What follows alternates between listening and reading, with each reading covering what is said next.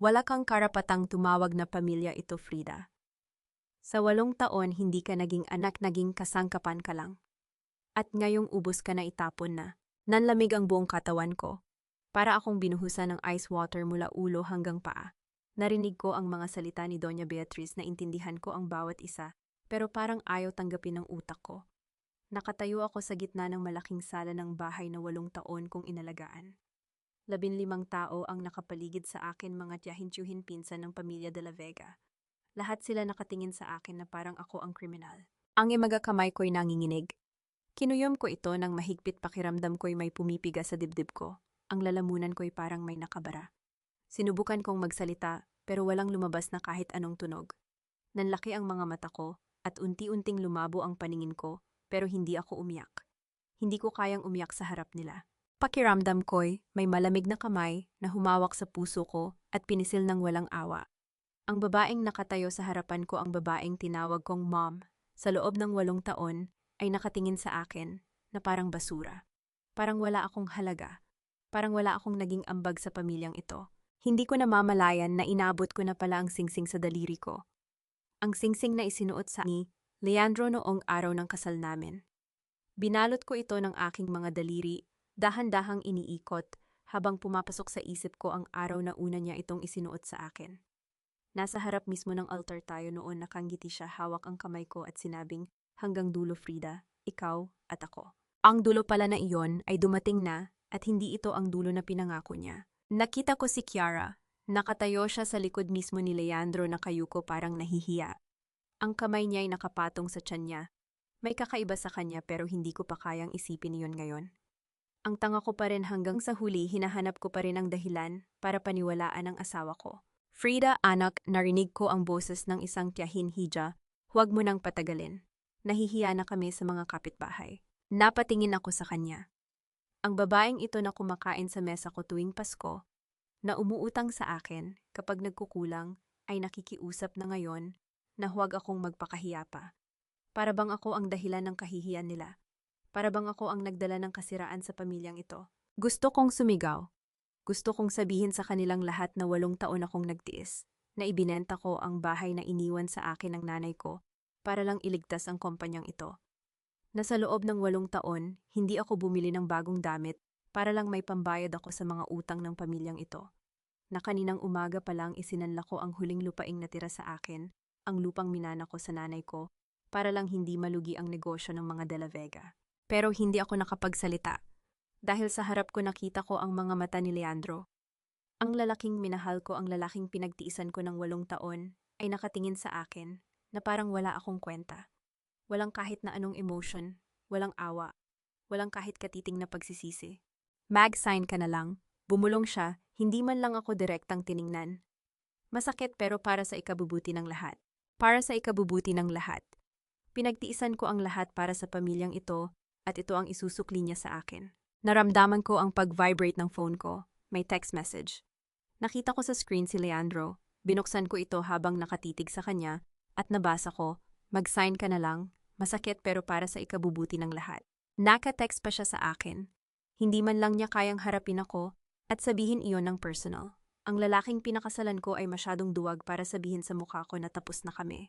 "Kailangan mong pirmahan ngayon bago matapos ang araw na ito." Sabi ni Doña Beatriz, inilapag ang mga papel sa misa sa harapan ko. Tiningnan ko ang mga papel. Deed of waiver, quitclaim, mutual separation agreement. Bawat piraso ng papel na iyon ay kumakatawan sa 8 taon ng buhay ko, itinatapon sa harap ko, hinihingan ako ng pirma para lang tuluyan na akong mawala sa buhay nila. At saka ko naalala ang sinabi ng nanay ko bago siya mamatay. Nakahiga siya sa hospital bed, hawak ang kamay ko at sinabing, "Huwag kang magpapagamit, anak. Huwag mong hayaang gamitin ka ng sino man kahit pa sabihin nilang mahal ka nila." Hindi ako nakinig. Minahal ko si Leandro. Nagtiwala ako sa kanya. Ibinigay ko ang lahat, ang pera ko, ang oras ko, ang kabataan ko, ang pangarap ko. At ngayon nakatayo ako sa harap ng pamilyang ito, hinihinga ng pirma para lang tuluyan na akong mawala sa buhay nila. Dahan-dahan kong inalis ang singsing sa daliri ko. Hindi ito madulas, ilang taon ko na itong suot at parang parte na ito ng katawan ko. Pero pinilit ko. Hinubad ko ito at inilapag sa mesa sa harap mismo ni Leandro. "Salamat sa 8 taon," mahinahon kong sabi.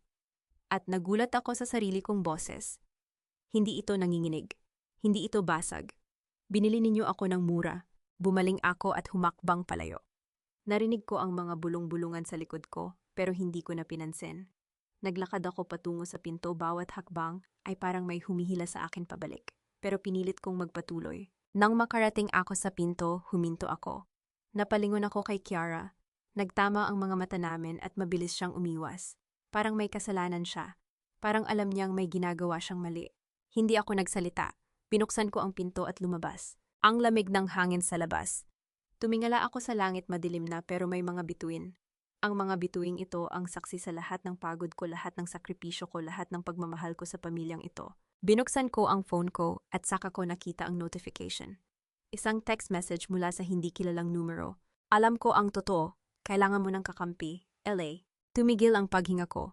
Sino ang LA? Paano niya nalaman? Ano ang alam niya? Tumingin ako pabalik sa bahay ng mga De La Vega. Ang mga ilaw sa bintana mainit at dilaw, parang bukas pa ang pamilya, parang may naghihintay pa sa akin sa loob. Pero alam kong wala na akong babalikan. Hinawakan ko ang bag ko at naramdaman ko ang maliit na USB drive sa loob. Ang lahat ng ebidensya, ang lahat ng dokumento, ang lahat ng totoo. Hindi ko pa alam kung ano ang gagawin ko. Hindi ko pa alam kung sino ang LA na ito, pero isang bagay ang sigurado ako, hindi pa tapos ang laban. Hindi pa ako tapos. Ang lamig ng sahig ng apartment na ito. 8 taon na akong hindi nakadikit dito sa lumang apartment ng nanay ko, sa kwartong ito, na amoy alikabok at nakalimutang panahon. Ang dilaw na dingding, ang maliit na altar, na may larawan niya, ang lumang electric fan na umaandar ng maingay sa sulok. Lahat dito ay nagsasabi sa akin na wala na ang dating buhay ko. Pero narito ako nakaupo sa sahig, nakabukas ang laptop sa harapan ko, at hawak-hawak ang maliit na USB drive na naglalaman ng tanging sandata ko. 2 araw na ang nakalipas mula nang lumabas ako ng bahay ng mga De La Vega. 2 araw na rin simula nang mawala ang lahat, ang asawa ko, ang bahay ko, ang pamilyang pinaglingkuran ko ng 8 taon. Pero hindi ko pa rin maalis sa isip ko ang sinabi ni Doña Beatriz bago ako umalis. Wala kang dala-dala kundi ang mga damit na suot mo. Tama siya, wala akong dala. Pero nasa akin ang lahat ng kailangan ko. Isinaksak ko ang USB sa laptop at naghintay habang kumikislap ang screen. Ang folder na binuksan ko ay may label na De La Vega, Financial Records, 2015-2023. Tiningnan ko ang mga file, ang mga spreadsheet, ang mga scanned na dokumento, ang mga resibo, ang mga kontrata. 3 taon kong itinago ang mga ito.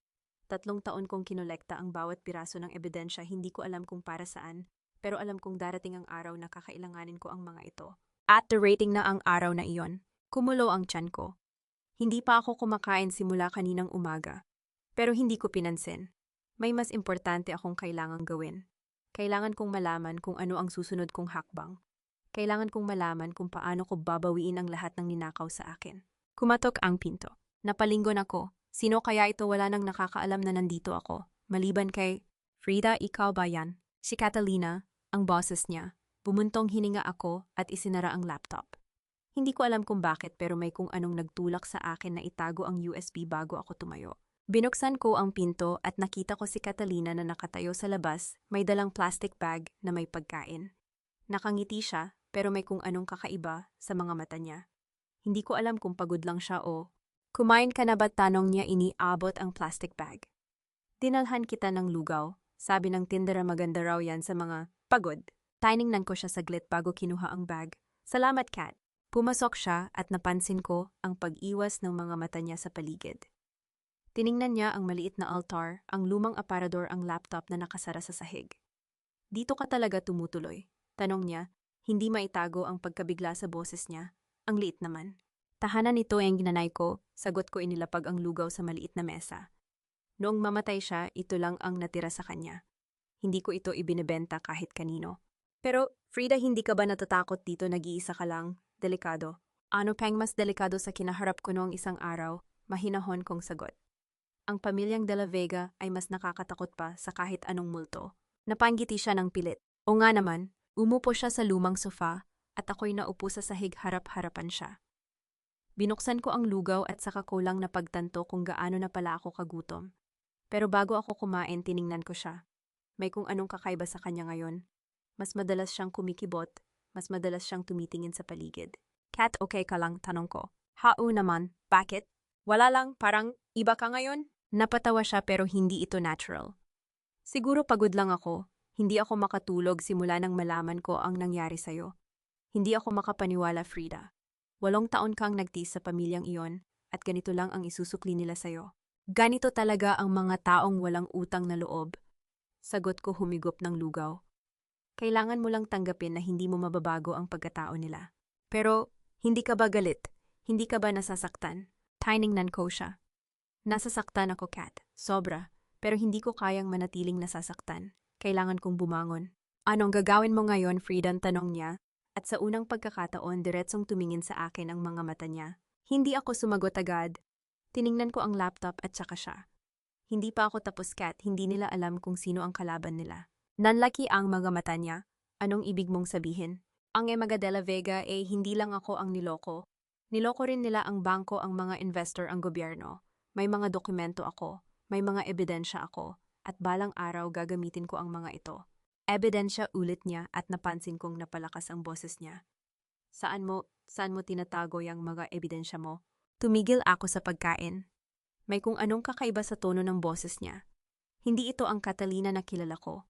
Ang Catalina na laging sumusuporta sa akin, na laging nandyan kapag kailangan ko. Ang boses na iyon ay parang nagtatanong para sa ibang tao. Kat, bakit mo tinatanong? Wala naman. Curious lang ako. Alam mo naman ako, mahilig akong may alam sa lahat ng bagay. Napatawa siya pero hindi ako natawa. Wala akong may papakita sa'yo, Kat. Nasa ligtas na lugar ang lahat. Tumango siya pero napansin kong nanginginig ang mga kamay niya.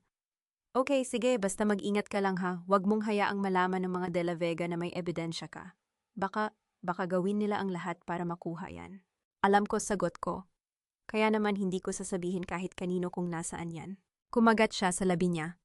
Ang ugali niyang iyon, ang pagkagat ng labi, ay lagi kong nakikita kapag kinakabahan siya. At ngayon sobrang kinakabahan siya. Kat, sigurado ka bang okay ka lang? Tanong ko ulit. May problema ba sa inyo sa tatay mo? Wala naman. Bakit mo naman natanong? Dahil hindi ka mukhang okay at hindi mo ako direktang tinitignan simula nang pumasok ka. Napaiwas siya ng tingin. Frida, huwag kang mag-alala sa akin. Ako na ang bahala sa problema ko. Ikaw mag-focus ka sa plano mo. Kailangan mong manalo sa laban na to. Hindi ako sumagot. Kumain ako ng lugaw habang pinagmamasdan ko siya. May mali. May talagang mali. Pero hindi ko alam kung ano. Kumikislap ang phone ko. May text message. Binuksan ko ito at nakita ko ang pangalan ang parehong numero na nag-text sa akin noong gabing umalis ako sa bahay ng mga De La Vega. Ang parehong LA. Bukas 3 p.m. Cafe Loretta Tarlac. Pumunta ka, may sasabihin ako. Tiningnan ko ito ng matagal. Sino ang LA na ito? Bakit niya alam na kailangan ko ng kakampi? At bakit parang alam niya ang lahat ng nangyayari sa akin? Sino yan? Tanong ni Catalina, napansin ang pagtitig ko sa phone. Maling number, sagot ko at isinara ang phone. Talaga parang kilala mo naman ang nag-text. Hindi ko kilala, maling number lang. Tumango siya pero alam kong hindi siya naniwala. At alam ko ring hindi ako dapat magtiwala sa kanya kahit na siya ang pinakamatagal kong kaibigan. Kahit na siya ang tanging nakakaalam ng mga plano ko. Kahit na siya ang tanging taong pinagkatiwalaan ko. Dahil sa mundong ito, kahit ang pinakamalapit sa iyo ay maaaring maging kaaway. Okay, kailangan ko nang umalis, sabi niya tumayo.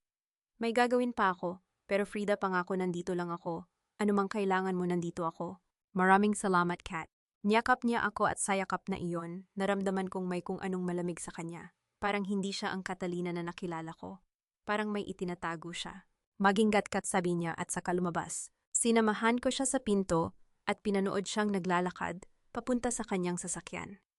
Pero bago siya makasakay, nakita ko ang isang sasakyan na nakapark sa tapat ng apartment. Madilim ang salamin nito, pero naramdaman kong may nakaupo sa loob. May nakatingin sa direksyon namin. Tiningnan ko ito ng matagal at saka ko isinara ang pinto.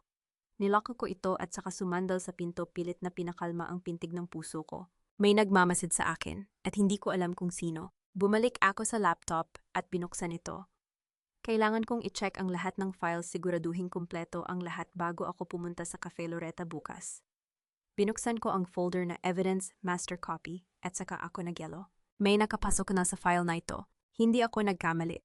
Tiningnan ko ang history ng file, ang huling access ay 2:47 ng hapon, ngayong araw, bago pa dumating si Catalina. At nang makita ko ang pangalan ng computer na nag-access, parang may humila sa lahat ng dugo sa katawan ko. Kat Santos PC, si Catalina, ang pinakamatagal kong kaibigan. Ang tanging taong pinagkakatiwalaan ko. Siya ang kumuha ng ebidensya ko. At hindi ko alam kung gaano na karami ang nakopya niya bago ako nakarating dito. Alam kong hindi mo ako kilala pero kilala kita, Frida. Pinag-aralan kita. Nagyelo ako. Hindi dahil sa boses niyang kalmado at tiyak kundi dahil sa bigat ng mga salitang iyon na parang may alam siyang dapat kong malaman. Nakatayo ako sa harap ng Cafe Loretta, maliit na kapehan sa gitna ng Tarlac, tahimik, halos walang tao. Bukod sa isang lalaking nakaupo sa pinakadulong mesa, walang ibang customer. Siya yon, ang LA na nag-text sa akin. Nakasuot siya ng gray na vest malinis. Ang pagkakaayos ng buhok at may salamin na bahagyang kumikislap sa liwanag ng araw. Tumayo siya nang makita ako at itinuro ang upuan sa harap niya. Umupo ka, huwag kang mag-alala, ako ang nagbayad ng lahat dito. Walang makakaistorbo sa atin. Hindi ako kumilos agad. Tiningnan ko siya ng matagal, ang mga mata niyang matalino, ang ngiti niyang bahagya, ang paraan ng pagtayo niyang parang sanay sa kapangyarihan. May kung anong kahinahinala sa kanya pero sabay ding may kung anong nakakapanatag. Sino ka, tanong ko, hindi pa rin umaalis sa pwesto. Lorenzo Alcantara, abogado, at ang taong makakatulong sa'yo na makuha ang lahat ng nawala sa'yo. Umupo ako. Hindi dahil nagtiwala ako kundi dahil kailangan kong malaman kung ano ang alam niya. Sa mundong ito, ang impormasyon ang pinakamahalagang sandata at tila marami siyang dala. Paano mo nalaman ang tungkol sa akin? Tanong ko diretso. Hindi mahalaga kung paano. Ang mahalaga, alam ko ang lahat, ang 8 taon mong pagsasakripisyo para sa pamilyang De La Vega, ang pagbubuhos mo ng pera at panahon para iligtas ang kumpanya nila, ang pagtataksil ng asawa mo, at ang paraan ng pagpapalaya sa iyo ng biyenan mo na parang basura. Bawat salita niya ay parang kutsilyo na bumabalik sa sugat na hindi pa naghihilom. Pero hindi ako nagpakita ng kahinaan. Itinago ko ang sakit sa likod ng matigas kong muka. Bakit mo to ginagawa? Wala kang makukuhang pera sa akin. Wala na akong lahat. Ngumiti siya, hindi isang ngiting may awa, kundi isang ngiting may alam. May sarili akong dahilan. Hindi mo kailangang malaman ngayon. Anong klaseng sagot yon? Ang totoong sagot. Umayos siya ng upo at inilapag ang mga kamay sa mesa. Frida, alam kong may ebidensya ka. Alam kong may mga dokumento ka na pwedeng magpatumba sa buong imperyo ng mga De La Vega. At alam kong kailangan mo ng taong magdadala sa iyo sa korte. Napatigil ako. Paano niya nalaman? Walang nakakaalam ng tungkol sa ebidensya ko maliban kay Catalina. Wala akong alam sa sinasabi mo. Frida, huwag mo akong paikutin. Hindi ako kalaban mo. Tumango siya sa direksyon ng pinto. Kung gusto mo, pwede kang umalis ngayon. Pwede mong kalimutan na nakita mo ako. Pero tandaan mo, ang mga De La Vega ay may pera, may kapangyarihan, at may mga abogadong kayang gawing kasinungalingan ang katotohanan. Kakailanganin mo ng kakampi. Tiningnan ko siya ng matagal. May kung anong kakaiba sa kanya, isang lalaking handang tumulong ng libre sa isang babaeng wala ng pera, wala ng pangalan, wala ng dangal. Walang taong gumagawa niyan nang walang kapalit. Ano ang gusto mo sa akin? Tanong ko tuwid. Wala, gusto ko lang makita na nagkamali ang mga De La Vega, na may taong mananalo laban sa kanila. Bakit, anong ginawa nila sa'yo? Gumiti siya ulit pero sa pagkakataong ito ay may lungkot sa mga mata niya. Iyan ang kwentong hindi ko pa handang ikwento. Pero isang araw, Frida, kapag nanalo ka na, sasabihin ko sa'yo. Bago pa ako makasagot, kumislap ang phone ko. Isang tawag. Si Catalina. Sinagot ko ito at agad kong narinig ang boses niyang nanginginig, puno ng takot. Frida, pasensya na. Pinilit nila ako. Yung mga ebidensya mo, kinuha nila, para akong binuhusan ng malamig na tubig. Naramdaman kong nanigas ang buong katawan ko, pero hindi ako umimik. Hindi ako makahinga. Sino sila? Tanong ko, boses na halos hindi marinig. Ngunyay mga tauhan ni Doña Beatriz. Sinabi ko kung saan mo tinatago. Pinagbantaan nila ang pamilya ko, Frida. Ang tatay ko. Hindi ko alam kung anong gagawin ko. Tiningnan ko si Lorenzo, nakatingin siya sa akin. Walang emosyon sa muka, pero alam kong naririnig niya ang lahat. Hindi ko alam kung ano ang mas masakit, ang pagkawala ng ebidensya o ang pagkawala ng taong pinagkakatiwalaan ko. Naramdaman kong may kumurot sa dibdib ko. Ang boses ni Catalina, ang boses ng pinakamatagal kong kaibigan, ang boses na laging nariyan noong wala na akong lahat ngayon, ay siya pala ang dahilan kung bakit mas lalo akong nawalan. Naintindihan kita, Catalina. Sinabi ko ito ng mahinahon kahit na parang may humihila sa bawat litid ng katawan ko. Pero hindi na kita makakausap pa. Inilapag ko ang phone at saka ko ito isinara. Hindi ako umiyak. Hindi ako pwedeng umiyak. Hindi ngayon. Tumingin sa akin si Lorenzo, hindi nagtatanong, hindi nanghihimasok. Tahimik lang siyang nagmamasid, parang hinihintay kung ano ang susunod kong gagawin. May plano ka ba? Tanong niya mahinahon. Tiningnan ko siya. Sa kabila ng lahat, sa kabila ng pagkawala ng ebidensya, sa kabila ng pagtataksil ng kaibigan ko, sa kabila ng lahat ng pagsubok na dumating sa akin, hindi ako babagsak. Hindi ngayon. May backup ako, hindi nila alam. Gumiti siya, isang ngiting may paghanga. Kaya pala hindi ka umiiyak, handa ka na. Hindi ako handa, pero wala na akong choice. Tiningnan ko siya ng diretso.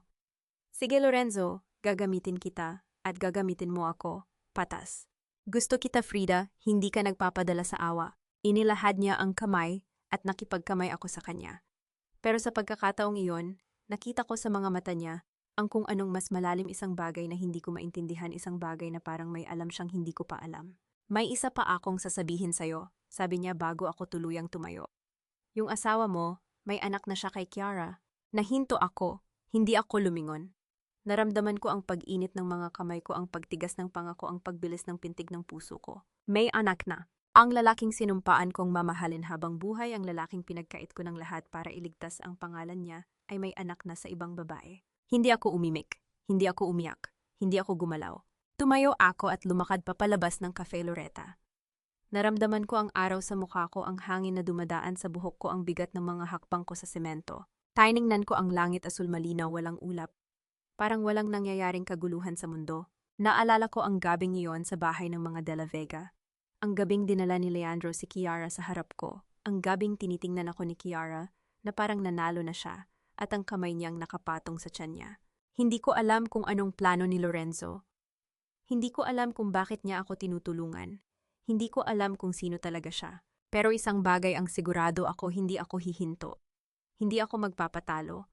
Hindi ko hahayaan na maging ganito ang katapusan ng kwento ko. Kasi kung may natutunan man ako sa 8 taon, kung pagsasakripisyo para sa mga De La Vega iyon ay ang mga taong naniniwala na panalo na sila, ay siya ring mga taong pinakamadaling talunin.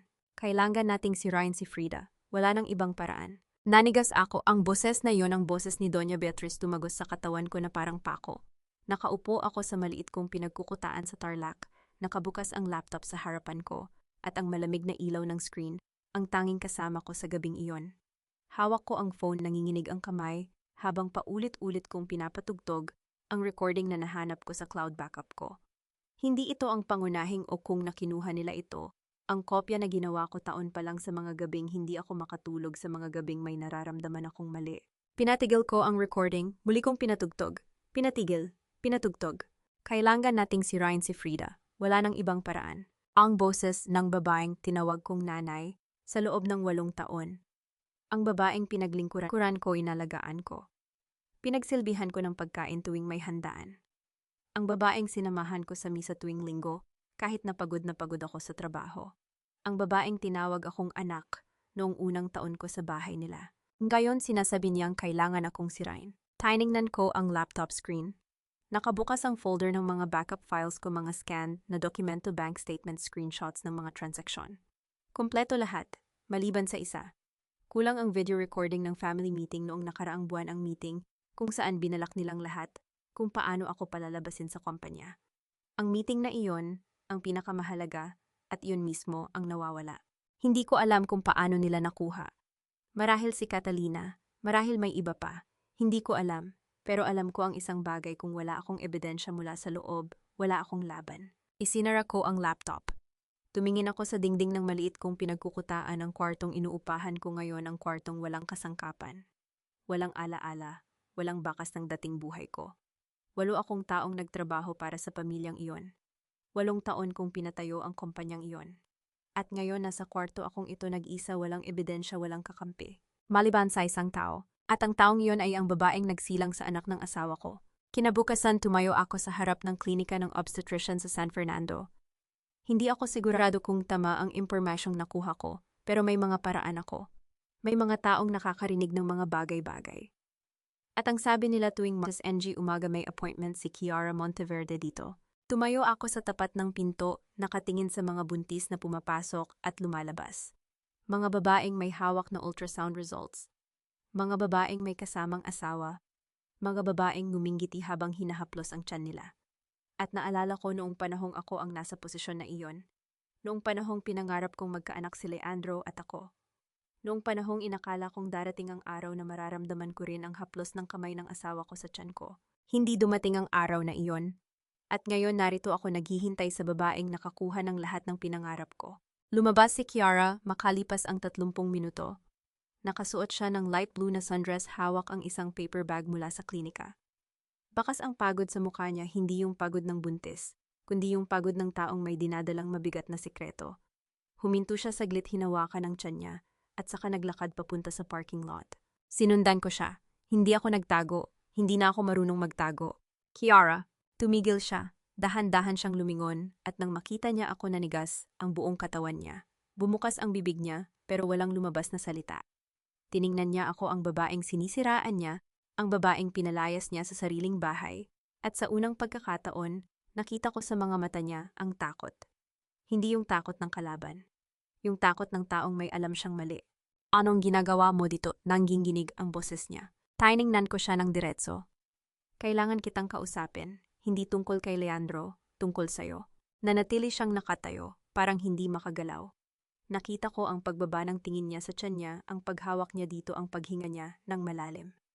At sa sandaling iyon, naunawaan ko hindi siya natatakot sa akin.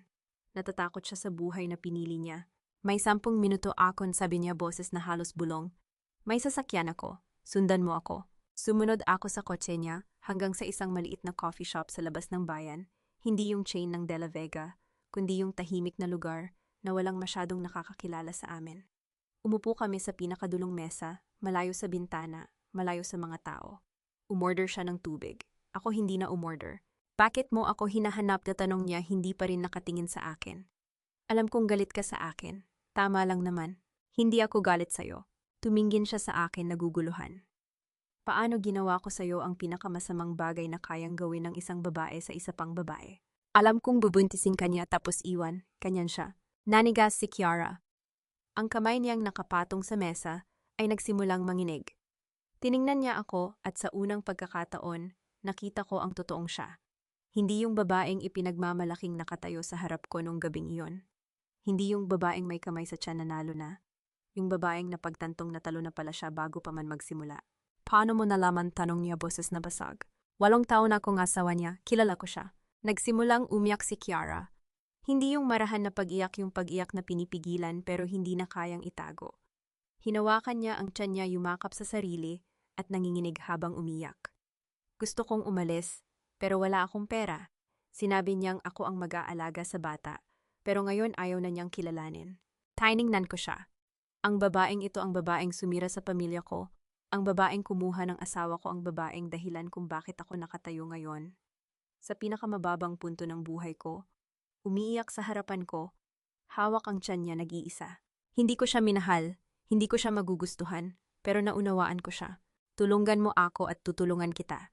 Bibigyan kita ng pera para makapagsimula ng panibagong buhay para sa anak mo. Tiningnan niya ako, hindi makapaniwala. Bakit mo to gagawin? Kasiraan ko ang ginawa ko sa'yo. Hindi kita gusto, pero pareho tayong biktima ni Leandro at mas malakas tayo kung magkasama. Tumahimik siya. Tiningnan niya ang tubig sa harapan niya, tiningnan ang tiyan niya, tiningnan ako. At sa katahimikan na iyon, naramdaman kong may nagbago, hindi sa pagitan namin kundi sa loob niya. May napagdesisyunan siya. May sasabihin ako sa'yo, sabi niya, boses na matatag na ngayon. Pero kailangan kong malaman, seryoso ka ba? Hindi mo ba ako lolokohin? Hindi ako katulad ni Leandro. Gumiti siya, isang mapait na ngiti. Totoo nga, kaya siguro nagtagal ka ng 8 taon. Kumuha siya ng lumang phone mula sa bag niya. Isang luma, sira-sirang phone, hindi yung mga mamahaling gamit niya. Inilapag niya ito sa mesa sa pagitan namin. Ni-record ko lahat, yung mga usapan nila ni Doña Beatriz tungkol sa'yo.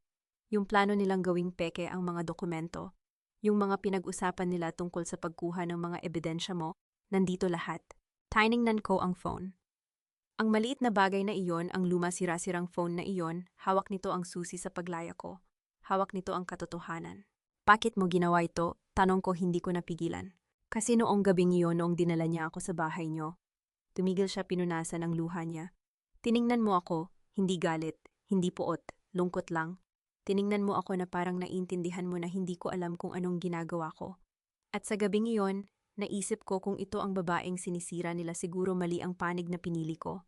Kinuha ko ang phone. Binuksan ko ito at nakita ko ang listahan ng mga video files. Dos ng mega recording. Pinindot ko ang isa at narinig ko ang boses ni Doña Beatriz. Kailangan nating sirain si Frida. Wala nang ibang paraan. Pinatigil ko ito. Pumikit ako.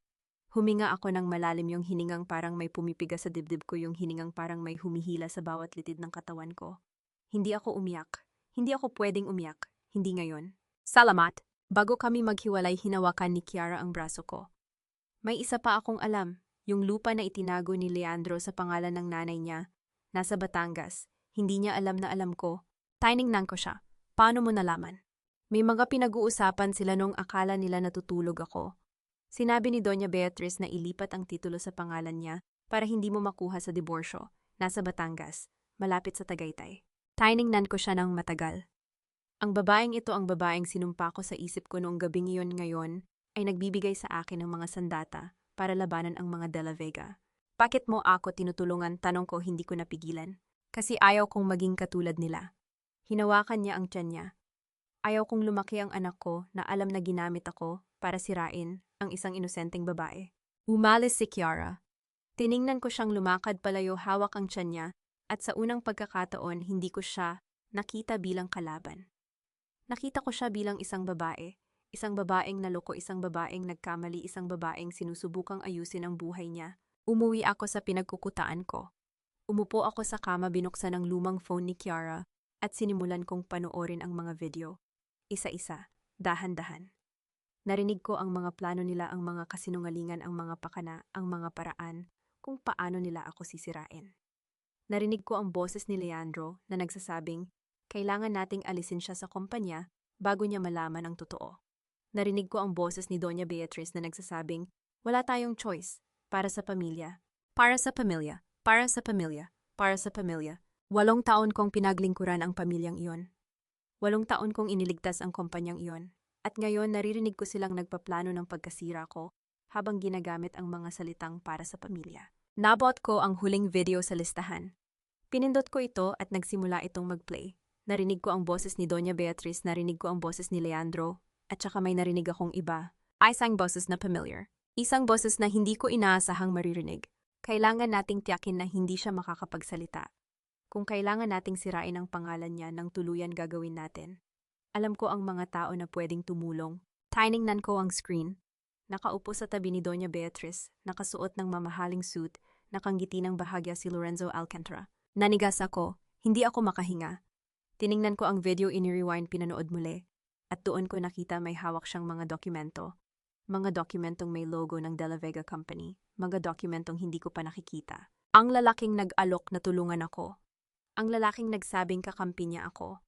Ang lalaking nakipagkamay sa akin sa Cafe Loretta. Naroon siya, sa video, kasama ang mga De La Vega, nagpaplano ng pagkasira ko. Inilapag ko ang phone. Tiningnan ko ang dingding.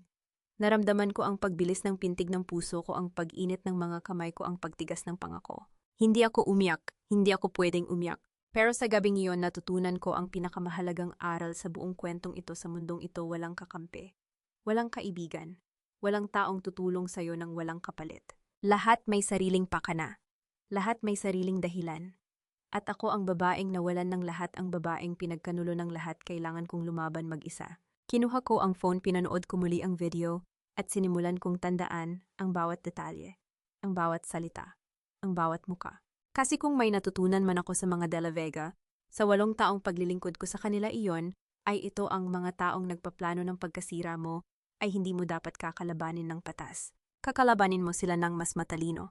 Ang gabing yun, hindi ako nakatulog. Paulit-ulit kong pinanood ang video, ang boses ni Lorenzo, nakasundo ang mga De La Vega. Ang mga dokumentong hawak niya, ang ngiti sa labi niya, habang pinag-uusapan nila kung paano ako sisirain.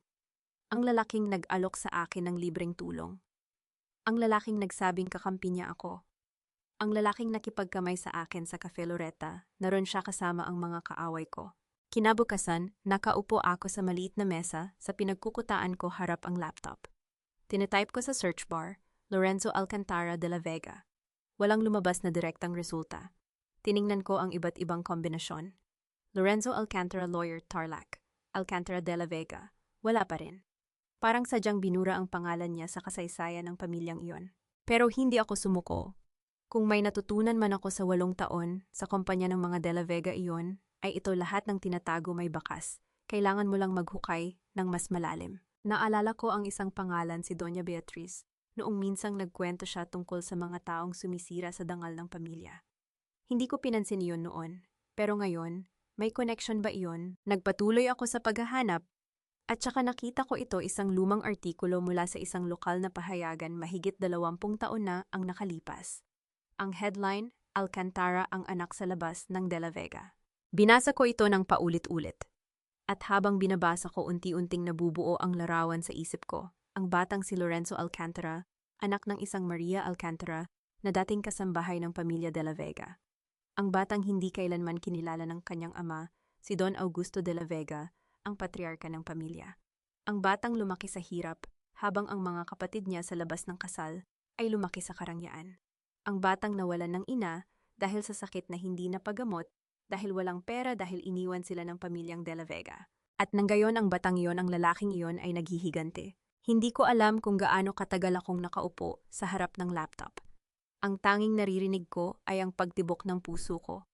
Ang tanging nararamdaman ko ay ang lamig na kumakalat sa buong katawan ko. Kinuha ko ang phone ko. Nagdial ako ng numero, ang numero ni Lorenzo Alcantara. Frida, boses niya, kalmado parang walang nangyari. May kailangan ka ba? Kailangan kitang makausap ngayon sa opisina mo. Sandaling katahimikan. Sige, anong oras? Makalipas ang 1 oras. Bago pa siya makasagot, binaba ko na ang tawag. Pumunta ako sa opisina niya nang hindi nag-ayos. Walang makeup, nakapusod ang buhok, suot ang damit na ginamit ko kahapon. Hindi ako nagmukhang professional. Pero hindi iyon mahalaga. Hindi ako pumunta para makipagnegosasyon. Pumunta ako para harapin ang katotohanan. Pagpasok ko sa opisina niya, nakaupo si Lorenzo sa likod ng malaking mesa.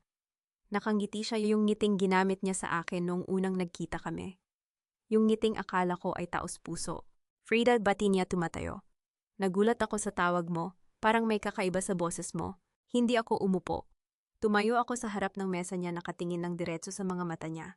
Alam ko kung sino ka. Nanatiling kalmado ang mukha niya. Anong ibig mong sabihin? Anak ka sa labas ng pamilyang De La Vega. Anak ka ni Maria Alcantara, ang kasambahay na pinalayas nila noong malaman nilang buntis siya. Anak ka ni Don Augusto, ang lalaking hindi ka kailanman kinilala. Nanigas siya, hindi siya kumurap, hindi siya gumalaw. At sa unang pagkakataon, nakita ko ang isang bagay na hindi ko pa nakikita sa kanya, ang pagkabigla. Matagal mo nang nalaman, tanong niya mahina. Hindi, ngayon ko lang nalaman, pero sapat na para malaman kung ginagamit mo ako. Sandaling katahimikan. Pagkatapos dahan-dahan inalis ni Lorenzo ang kanyang salamin. Inilapag ito sa mesa. At ngumiti, hindi yung professional na ngiti, kundi yung ngiting may sakit, may galit, may matagal nang itinatagong sugat. Gusto mo bang marinig ang kwento ko? Tanong niya. Wala akong pakialam sa kwento mo. Pero kailangan mong marinig ito para malaman mo kung bakit. Umupo siya, hindi ako umupo. Tumayo lang ako, nakatingin sa kanya. Ang nanay ko, Tad, simula niya, ang boses niya ay tila malayo, ay nagtrabaho sa bahay ng mga De La Vega. Simula noong 16 na taong gulang siya. Masipag siya, tahimik, hindi siya nagrereklamo. At isang gabi nagkamali si Don Augusto, ginahasa niya ang nanay ko. Napapitlag ako, hindi ko inaasahan yun. Pagkatapos noon, ginamit niya ang posisyon niya para patahimikin siya. Sinabi niyang alagaan niya kami, pero noong malaman ng asawa niya, si Doña Carmen, ang lola ni Leandro, pinalayas nila ang nanay ko. Walang pera, walang trabaho, walang makakatulong. Naramdaman ko ang pag-init ng mga mata ko, pero hindi ako umiyak. Lumaki akong mahirap, patuloy niya. Habang ang mga kapatid kong De La Vega ay lumalaki sa mansion, kumakain ng mamahaling pagkain, nag-aaral sa magagandang paaralan. Ang nanay ko, naglaba siya, naglinis ng bahay, gumawa ng lahat para lang may makain kami. At noong magkasakit siya, walang pera para magpagamot. Namatay siya sa harap ko, Frida. Namatay siya habang hawak ang kamay ko, habang sinasabing, "Huwag mong kalimutan, anak. Huwag mong kalimutan kung ano ang ginawa nila sa atin." Tumigil siya, tiningnan ako. At sa unang pagkakataon, nakita ko ang lalaking nasa likod ng mamahaling suit, isang batang lalaki na lumaki sa galit, sa sakit, sa pagnanais na makaganti. Buong buhay ko't, sabi niya, pinangarap kong makita silang magdusa. At nang makita kita, ang babaeng ginamit nila, ang babaeng itinapon nila pagkatapos mong iligtas ang kumpanya nila, nakita kita bilang perpektong kasangkapan. Ginamit mo ako't sabi ko ang boses ko ay malamig. O, hinamit kita. Inilapag niya ang salamin sa mesa. Pero hindi mo ba naiintindihan? Hindi mo ba nakikita pareho tayong biktima ng pamilyang iyon? Pareho tayong itinapon, pareho tayong sinira. Pero hindi natin kailangang maging katulad nila. Tumawa siya isang tuyot mapait na tawa. Ang sabi mo yan, pero tingnan mo ang sarili mo. Tinulungan mo ba ako dahil nagtitiwala ka sa akin? Hindi. Ginamit mo ako dahil kailangan mo ng abogado. Ginamit mo ako dahil kailangan mo ng taong may alam sa batas. Ginamit mo ako dahil kailangan mo ng taong may dahilan para ipaglaban ka. Tiningnan ko siya ng matagal. At pagkatapos ngumiti ako, hindi yung ngiti ng pagkatalo, kundi yung ngiti ng taong may alam ng isang bagay na hindi alam ng kausap. Alam mo ba kung kailan ko nalaman na may kakaiba sa iyo? Tanong ko. Nanatiling tahimik siya. Noong unang araw na pumunta ka sa akin. Noong sinabi mong tutulungan mo ako ng libre. Walang abogado na gumagawa niyan ng walang kapalit. Kaya noong panahong iyon sinimulan kong maghanap. Hindi tungkol sa iyo, tungkol sa mga De La Vega. At noong napanood ko ang video na iyon, noong nakita kitang nakaupo sa tabi ni Doña Beatriz, noong narinig kong pinag-uusapan ninyo kung paano ako sisirain, doon ko naunawaan ang lahat. Kung alam mo na, tanong niya, ang boses niya ay may pagtataka. Bakit hindi mo ako iniwan? Bakit ka pa nagpatuloy na makipagtulungan sa akin?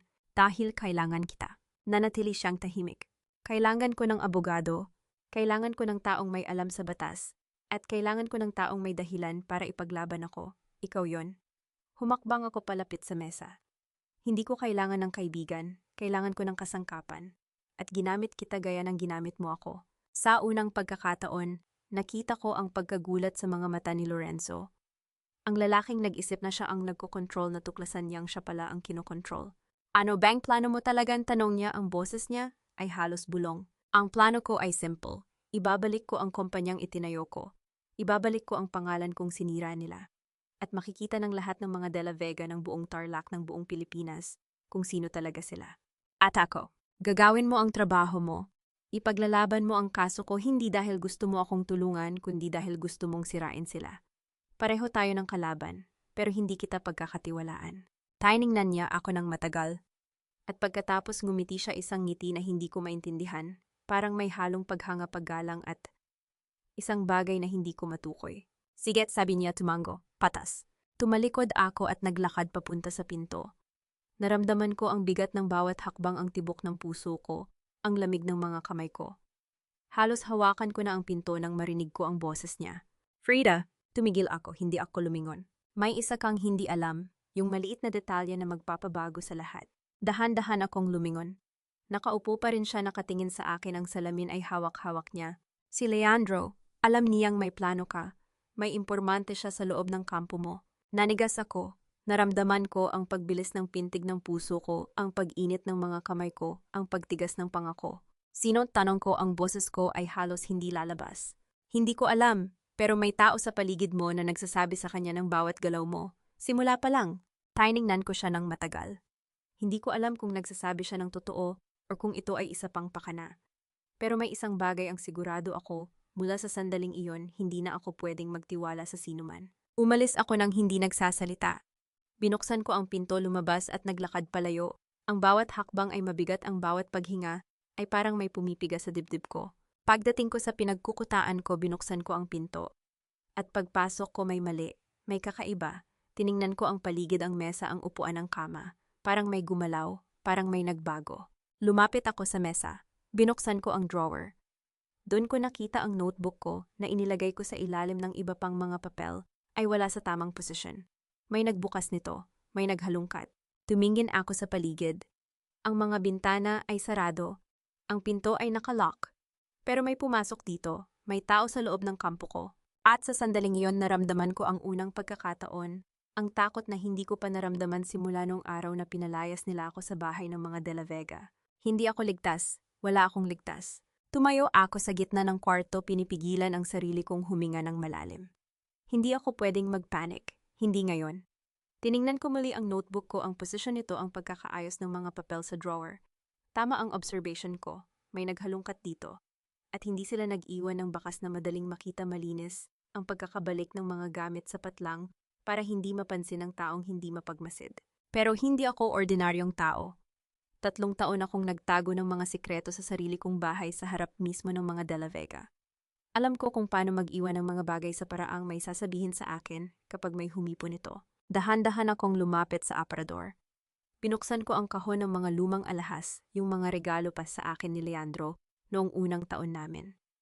Nakita ko ang maliit na USB na nakasiksik sa ilalim ng pekeng perlas na kwintas. Kinuha ko ito, sinuri. Nandito pa. Pero hindi ito ang inilagay ko. 2 sentimetro ang layo ng pagkakalagay nito. 2 sentimetro lang pero sapat na para malaman kung hinanap nila ito hinawakan at ibinalik ng hindi tama. Napapikit ako. Alam nila na may dala akong ebidensya pero hindi nila alam kung saan. At least hindi pa nila ito nakikita. Pero ang totoo kung may impormante si Leandro sa loob ng kampo ko, paano ko malalaman kung sino?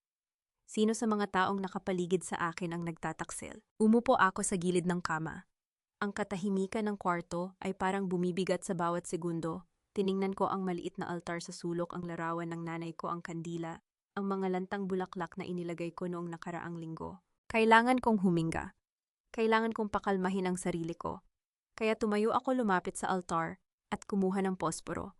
Sinindihan ko ang kandila. Umupo ako sa sahig na kaharap sa larawan ng nanay ko. Ang nanay ko, siya lang ang tanging taong nakakita sa akin na umiyak. Noong bata pa ako, nung pinagtatawanan ako ng mga kaklase ko, dahil sa luma kong damit, noong sinasabi nilang hindi ako bagay sa mga De La Vega, lagi niya akong sinasabihan ng parehong bagay. Anak, ang pinakamalakas na sandata ng babae ay hindi ang kanyang galit kundi ang kanyang katahimikan. Tiningnan ko ang kanyang mga mata sa larawan. Ang mga mata na laging kalmado kahit gaano pa kalaki ang problema. Ang mga mata na nakita kong lumuha noong gabing pumanaw siya, pero hindi para sa sarili niya, kundi para sa akin dahil alam niyang maiiwan akong mag-isa. Bulong ko, ang boses ko ay pause. Naguguluhan ako. Hindi ko alam kung sino ang pagkakatiwalaan. Hindi ko alam kung sino ang nasa panig ko.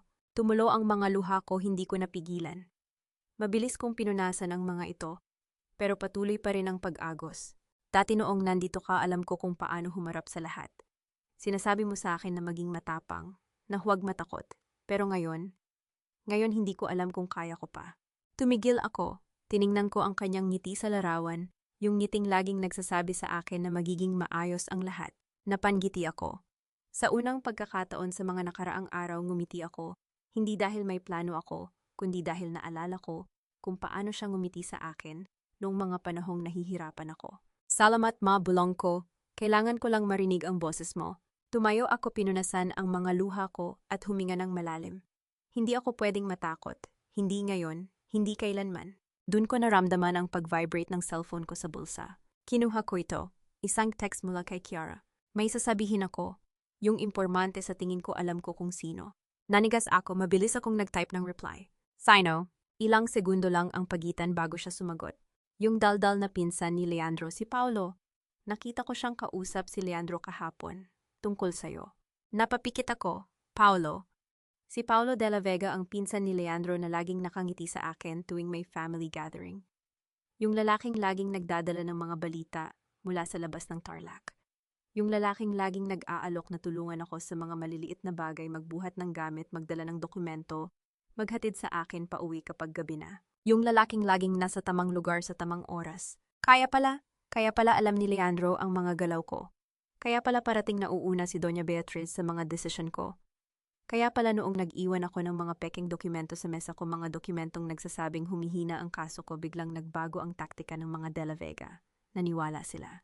Napangiti ako, hindi ang ngiti ng pagkatalo, ang ngiti ng tagumpay. Dahil ang totoo, alam ko. Alam kong may nagbabantay sa akin. Kaya noong mga nakaraang linggo, sinadya kong mag-iwan ng mga peking impormasyon sa mga lugar na alam kong makikita ni Paulo. Sinadya kong magkwento ng mga peking plano sa harap niya.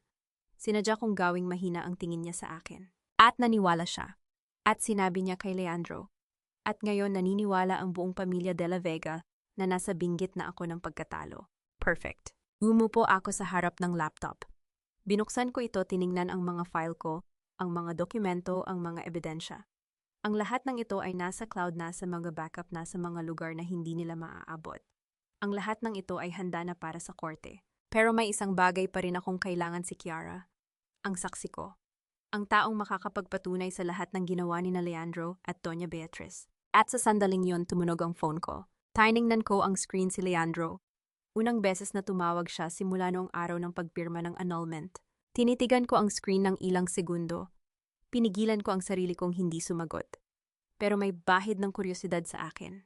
Bakit siya tatawag? Bakit ngayon? Sumagot ako. Hindi ako nagsalita. Hinintay ko siyang magsalita. Frida, ang boses niya ay parang nanginginig. Kailangan kong makausap ka. May nangyari. Nanatili akong tahimik. Frida, nandiyan ka ba? Ano't maikli kong sagot. Si Kiara, nawala siya. Hindi ko siya mahanap. Kanina pa ako tumatawag, hindi sumasagot. Wala siya sa kondo. Wala siya sa trabaho. Wala siyang nakita kahit kanino. Tiningnan ko ang boses niya, ang pag-aalala, ang takot. Hindi ito peke. Kahit gaano pa siya kagaling na magsinungaling, alam kong hindi ito pinaghandaan. Itong tawag na ito ay hindi planado. Bakit mo ako tinatawagan ka? Tanong ko, ang boses ko ay kalmado. Hindi na ako bahagi ng buhay mo. Kasi huminto siya. Ikaw lang ang nakakaalam kung saan siya pupunta. Alam kong may sinasabi siya sa'yo. Alam kong nagkikita kayo. Nanigas ako, paano niya nalaman si Paulo? Siyempre, ang impormante. Pero hindi ko ipinakita ang gulat ko. Wala akong alam, sagot ko. Hanapin mo siya. Frida, please, kung may alam ka lang. Tumagat ako, putol ko. Hindi na ako bahagi ng buhay mo, Leandro. Hindi na ako bahagi ng problema mo. Hanapin mo ang babae mo. Wala akong alam. Tumagat ako nang hindi naghihintay ng sagot. Pinindot ko ang end call, inilapag ang phone sa mesa at huminga ng malalim. Si Kiara, umalis siya.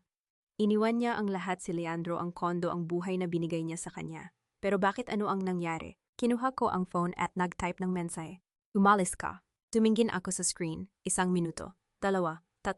Pagkatapos ng 10 minuto sumagot siya. Pumunta muna ako sa probinsya. Kailangan kong protektahan ang anak ko. Pero nandito ang lahat ng ebidensya na sa cloud. Ibinigay ko sa iyo ang access. Napabuga ako ng hangin, kaya pala. Naramdaman ni Kiara ang panganib. Malamang nalaman niyang may nagbabantay sa kanya o may nagsabi sa kanya ng isang bagay. Kaya umalis siya, kaya iniwan niya ang lahat. Pero may isang problema, kung wala si Kiara, wala akong saksi. Ang mga video, ang mga dokumento, makakatulong ito pero hindi sapat.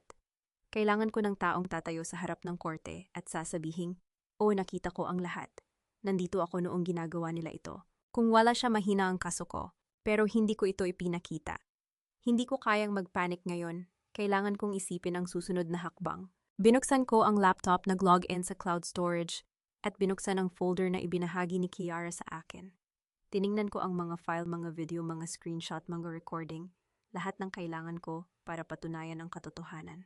At doon ko nakita ang isang file na hindi ko inaasahan. Ay isang nakalock na file. May password. Tiningnan ko ang pangalan nito. Frida, huwag buksan. Kung ayaw mong masira. Nanigas ako. Tiningnan ko ang file ng matagal. Ang cursor ko ay nakapatong dito, ang daliri ko ay nakahanda nang mag-click. Pero may kakaiba sa pangalan nito. May babala, may banta. Ano ang nasa loob nito? Bakit ito nakalock? Bakit ito para sa akin pero may babalang huwag buksan? Tumingin ako sa paligid ng kwarto. Ang kandila sa altar ay halos maubos na.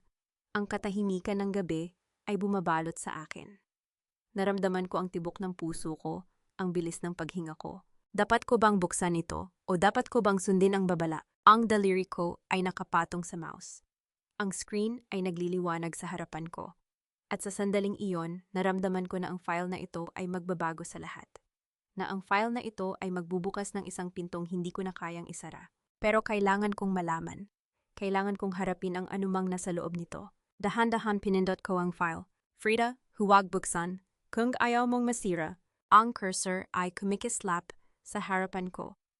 Ang dilim ng gabi ay tila humigpit sa paligid ko. Ang tanging liwanag ay nagmumula sa screen ng laptop. Sinubukan kong i-click ang file pero may lumitaw na kahon humihingi ng password. Tiningnan ko ang pangalan ng file. Muli. Frida, huwag buksan. Kung ayaw mong masira. Sino ang gumawa nito? Si Kiara. Bakit may file na para sa akin pero may babalang ganito? Sinubukan ko ang ilang password. Ang kaarawan ko, ang pangalan ng nanay ko, ang petsa ng kasal ko, lahat ay mali. Napahinto ako, may kakaiba sa pangalan ng file. Kung ayaw mong masira, parang may tinutukoy ito, may pinapatungkulan. Hindi basta babala lang ito, may mensaheng nakatago. Tiningnan ko ang keyboard. Ang mga daliri ko ay marahan na dumausdos sa mga letra. At may naalala ako isang bagay na sinabi ni Kiara noong unang magkita kami sa coffee shop na yon. Sinabi niya, ang lalaking yan, ang sweet niya sa simula. Pero kapag ayaw na niya sa'yo, gagawin niya ang lahat para masira ka. Lahat ng alam niya tungkol sa'yo gagamitin niya. Leandro, ang pangalan niya. Ang mga salitang ginagamit niya. Ang mga linyang sinasabi niya kapag gusto niyang kontrolin ang sitwasyon. Tiningnan ko ang kahon ng password. Dahan-dahan nag-type ako. Leandro Ska. Pindot. Tumagal ng 1 segundo. 2. At pagkatapos bumukas ang file, ang screen ay napuno ng isang video. Isang recording. Tiningnan ko ang thumbnail, 2 tao ang nakaupo sa isang silid na pamilyar sa akin. Ang opisina ng bahay ng De La Vega.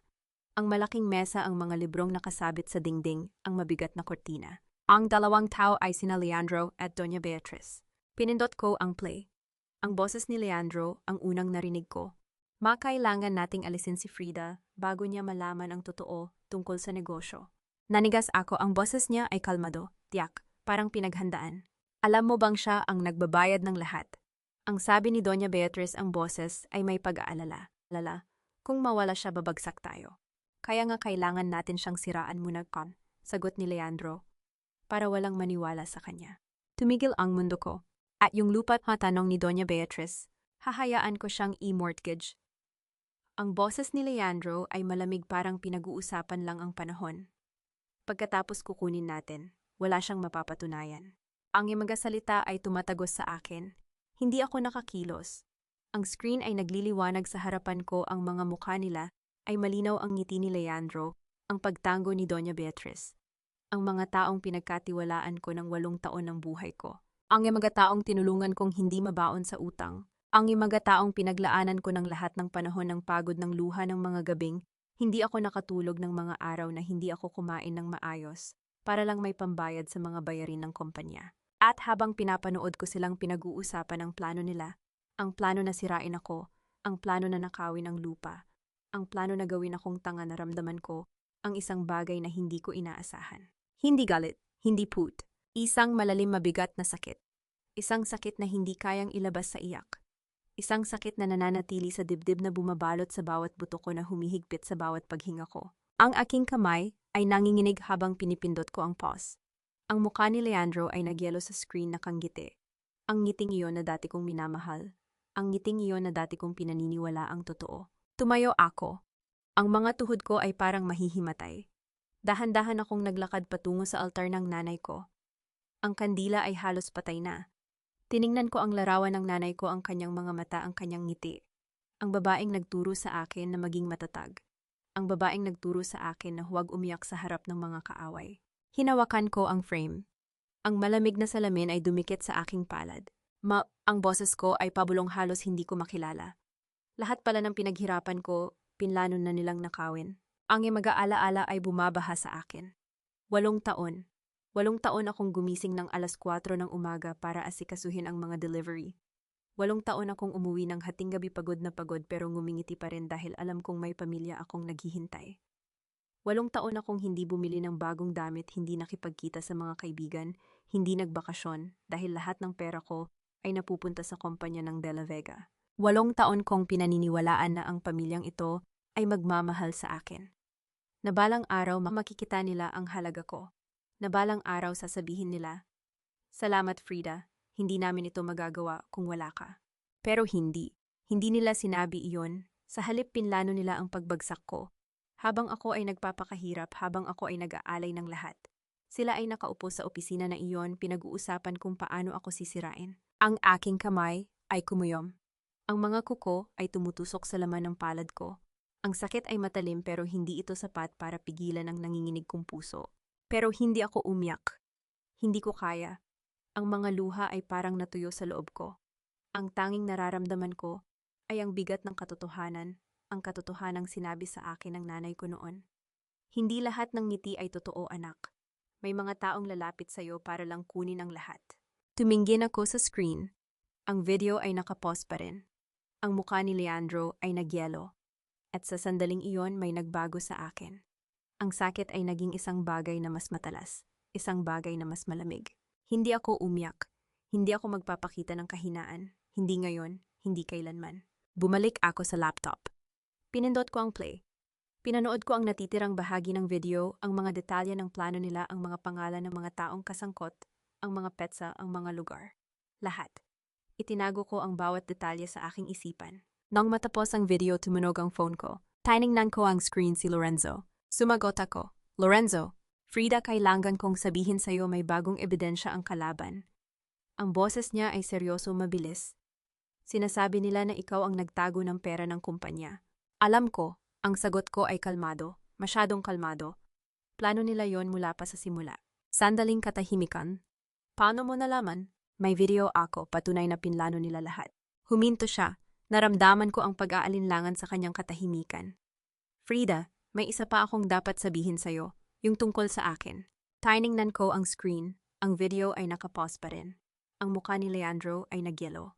Ano, tanong ko, hindi ako basta isang abogado na gustong tumulong sa'yo. Huminto siya, huminga ng malalim. Ako ang anak sa labas ni Don Emilio. Ang tatay namin, may 2 pamilya. Ang nanay ko ay hindi niya pinakasalan. Pero ako ang panganay. Ako dapat ang magmamana. Ang nilimaga salita ay dahan-dahang pumasok sa isipan ko. Ang anak sa labas, ang panganay. Ang lalaking dapat ay nagmana ng lahat pero itinapon. Kaya gusto mong sirain sila, sabi ko. Hindi ito tanong, ito ay pahayag. Hindi lang sirain. Ang boses niya ay may kapaitan. Gusto kong mawala sa kanila ang lahat gaya ng ginawa nila sa akin. Tiningnan ko ang screen, ang video, ang mga mukha nila. Ang mga taong nagplano ng pagbagsak ko. At ang lalaking nasa kabilang linya, ang lalaking may sariling sugat, may sariling galit, may sariling dahilan, para gusto ang pagbagsak ng pamilyang ito. Naiintindihan kita, sabi ko, ang boses ko ay matatag. Pero hindi kita katulad. Ayoko lang mabawi ang akin, hindi ko kailangan sirain ang iba. Katahimikan, at pagkatapos isang mahinang tawa, patas. May kailangan pa tayong pag-usapan, sabi ko. Bago ang hearing, kailangan kong ipakita sa'yo ang isang bagay. Makalipas ang 1 oras, nagkita kami sa isang tahimik na cafe sa labas ng Tarlac. Umupo ako sa harap niya, inilapag ang laptop sa mesa at binuksan ang video. Pinanood niya ito ng tahimik. Ang kanyang panga ay nanigas, ang kanyang mga mata ay nanlalamig. May plano sila, sabi ko. Mula pa sa simula, hindi ito basta pagtataksil, ito ay isang pinaghandaan na pag-agaw. Tumango siya. Kailangan natin ng depensa. May hawak akong isa pang bagay. Binuksan ko ang isa pang folder. Ang mga papel ng pagmamay-ari ng coffee chain. Inilipat ko ito sa pangalan ko, 3 taon na ang nakalipas. Walang nakakaalam. Tiningnan niya ako ng matagal. Bakit hindi mo sinabi sa akin? Dahil hindi kita lubos na pinagkakatiwalaan. Ang sagot ko ay tuwid. At tama ako, ginamit mo ako. Sandali siyang natahimik. At pagkatapos ngumiti siya, isang ngiting may paggalang. Patas. Bukas ang laban. Sabi ko.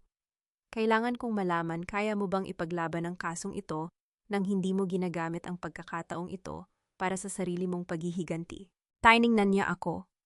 Ang kanyang mga mata ay naghahanap ng sagot. At pagkatapos tumango siya. Para sa'yo, Frida, para sa katotohanan. Umuwi ako ng gabing yon na may mabigat na puso. Ang mga salita ni Lorenzo ay paulit-ulit sa isipan ko. Ang anak sa labas, ang panganay, ang lalaking itinapon. At ang video, ang mga salita ni Leandro, ang mga plano nila. Umupo ako sa tabi ng bintana. Ang lungsod ng Tarlac ay kumikislap sa dilim. Ang mga ilaw ay parang mga bituin na nahulog sa lupa. At sa katahimikan ng gabi, naalala ko ang lahat, ang babaeng umibig kay Leandro. Ang babaeng naniniwala sa pag-ibig, ang babaeng nagbigay ng lahat. Naalala ko ang araw na sinagot ko siya. Ang araw na sinuot ko ang puting damit. Ang araw na tumayo ako sa harap ng altar at nangakong mamahalin siya habang buhay. At naalala ko ang araw na pinalayas nila ako. Ang araw na pinirmahan ko ang annulment, ang araw na iniwan ko ang bahay na iyon na may 2 kamay na walang dala. Tiningnan ko ang langit. Ang mga bituin ay tila tahimik na saksi sa lahat. Bukas, pablong kong sabi. Bukas makikita nila kung sino ako. At sa sandaling iyon, tumunog ang phone ko. Isang text message mula sa hindi kilalang numero. Tiningnan ko ang screen. Ang mga salita ay parang malamig na tubig sa mukha ko. Alam kong may laban ka bukas, pero may alam akong hindi mo alam. Si Lorenzo may sarili siyang agenda. Huwag mong pagkakatiwalaan kahit isang salita. Kaibigan, nanigas ako. Tiningnan ko ang mensahe. Ang numero ay hindi familiar.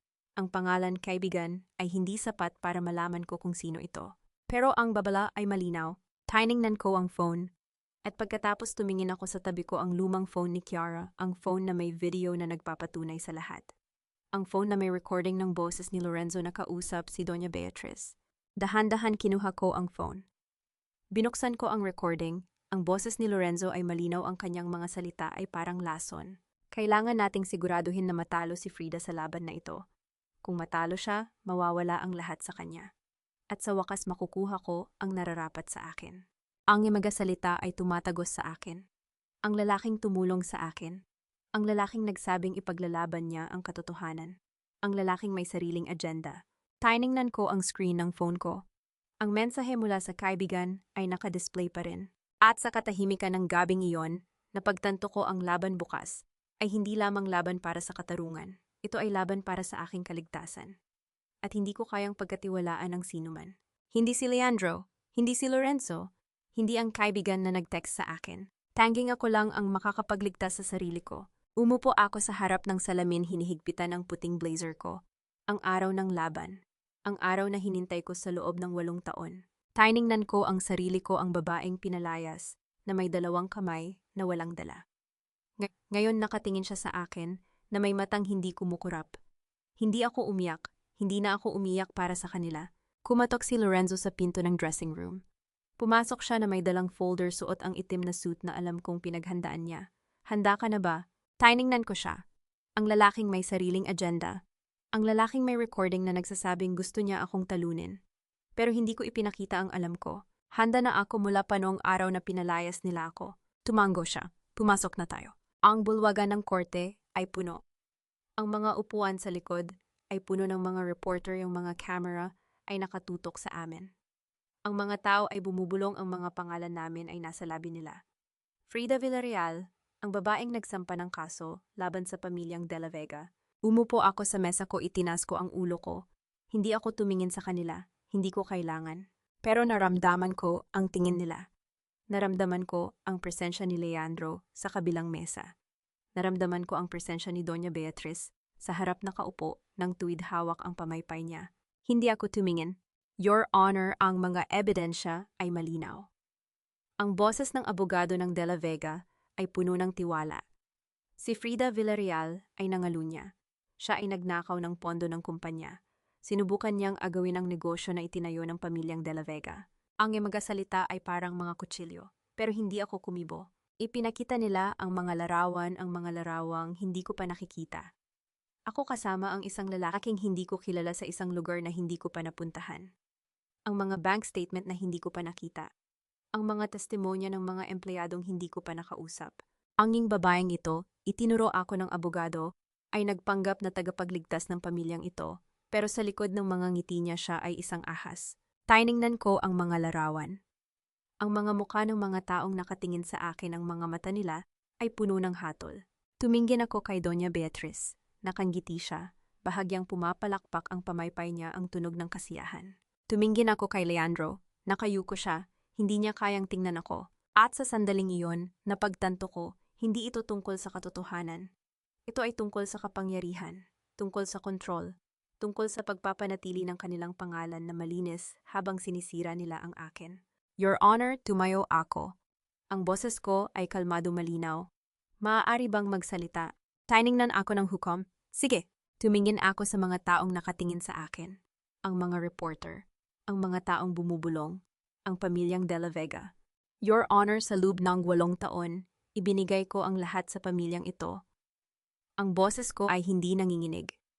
Ang aking kabataan, ang aking pera, ang aking panahon, ang aking puso. Ngayon sinisira nila ako. Sinasabi nila na ako ay nangalunya, na ako ay nagnakaw, na ako ay isang ahas. Tumingin ako kay Doña Beatriz, pero may ebidensya ako. Kinuha ko ang folder sa mesa ko. Binuksan ko ito. Ang mga papel ay nasa harapan ko, ang mga papel na itinago ko sa loob ng 3 taon. Your Honor, ito ang mga dokumento ng pagmamay-ari ng coffee chain. Inilapag ko ito sa harap ng hukom. Ito ay nilagdaan ni Don Emilio de la Vega, ang yumaong patriarka ng pamilya. 3 taon na ang nakalilipas. Inilipat niya ang buong pagmamay-ari sa akin. Ang bulong ay lumakas. Ang mga camera ay kumaluskos.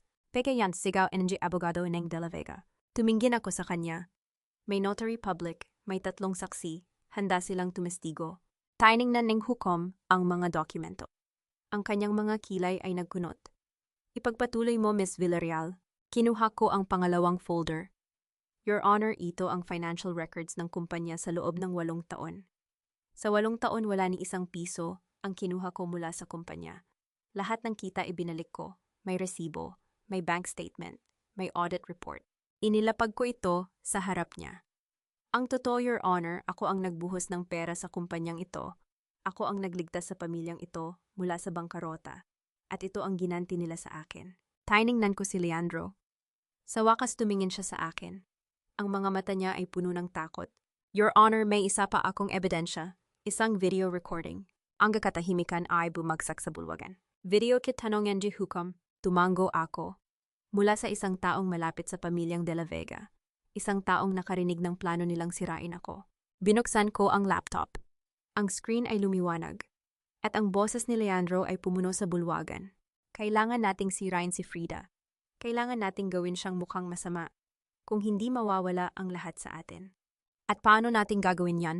Ang boses ni Doña Beatriz. Kailangan nating gumawa ng ebidensya. Mga larawan. Mga bank statement. Kailangan nating bilhin ang mga empleyado. Kailangan nating sirain ang pangalan niya. Para sa pamilya. Para sa pamilya. Ang bulwagan ay natahimik. Ang mga tao ay natulala. Ang mga camera ay nakatuon sa screen. Tumingin ako kay Doña Beatriz. Ang kanyang muka ay putla. Ang pamaypay niya ay nanginginig sa kanyang kamay. Peke yan, sigaw niya. Hindi totoo yan. Na-verify na and eksperto, mahinahon kong sabi. Hindi pa na-edit at may kasama pa akong saksi. Tumingin ako sa pintuan at sa sandaling iyon bumukas ito. Si Kiara ay nakatayo sa pintuan. Ang kanyang tiyan ay halata na. Ang kanyang muka ay seryoso determinado. Ang iyong bulong-bulungan ay pumuno sa bulwagan. Si Kiara Monteverde, ang kabit, bakit siya nandito? Tumayo si Leandro. Kiara, ako ang nag-record ng video na yan. Ang boses ni Kiara ay malakas malinaw. At handa akong tumestigo. Tiningnan ko siya, ang babaeng dati kong kaaway. Ang babaeng naging kakampi ko. Ang babaeng may anak sa tiyan niya, ang anak ng lalaking sumira sa aming dalawa. Ginamit ni Leandro ang anak ko para kontrolin ako. Sabi ni Kiara, ang mga mata niya ay nakatutok kay Leandro. Pero hindi ko hahayaang sirain niya ang ibang babae. Tumingin siya sa akin at tumango ako. Ang hukom ay tumayo. Ang kanyang boses ay puno ng bigat. Ang mga ebidensya ay sapat na. Ang video recording, ang financial records, ang mga dokumento ng pagmamay-ari, lahat ng ito ay nagpapatunay na si Frida Villarreal ay hindi nagkasala. Sa katunayan siya ang biktima sa lahat ng ito. Tumingin siya kay Leandro. Mr. De La Vega, ikaw at ang iyong ina ay mahaharap sa kasong kriminal. Ang mga ebidensya ng pandaraya, panununtok, at pagmamanipula ng mga dokumento ay sapat na para sa investigasyon. Ang megapulis ay lumapit kay Leandro. Ang kanyang mukha ay maputla. Ang kanyang mga kamay ay nanginginig. Frida, ang giboses niya ay puno ng pagsisisi. Pasensya na, tiningnan ko siya. Ang lalaking minahal ko. Ang lalaking sumira sa akin. Ang lalaking ngayon ay nakikiusap sa akin. Hindi mo kailangang humingi ng tawad, mahinahon kong sabi. Kailangan mong harapin ang ginawa mo. Tumingin ako kay Doña Beatriz. Nakaupo siya na tulala. Ang pamaypay niya ay nahulog sa sahig. Sa unang pagkakataon wala siyang masabi. Paglabas ko ng korte, ang mga reporter ay sumugod sa akin. Ang mga camera ay kumikislap. Ang mga tanong ay bumabagsak. Miss Villarreal, ano ang masasabi mo? Miss Villarreal, nanalo ka. Itinas ko ang kamay ko. Ang mga tanong ay tumigil. Wala akong ibang sasabihin, mahinahon kong sabi. Ang hustisya ay nagsalita. Tumalikod ako, at sa sandaling iyon may humawak sa braso ko. Si Lorenzo. Magaling ka, Frida. Gumiti siya. Hindi kita inaasahan. Tiningnan ko siya. Ang lalaking may sariling agenda.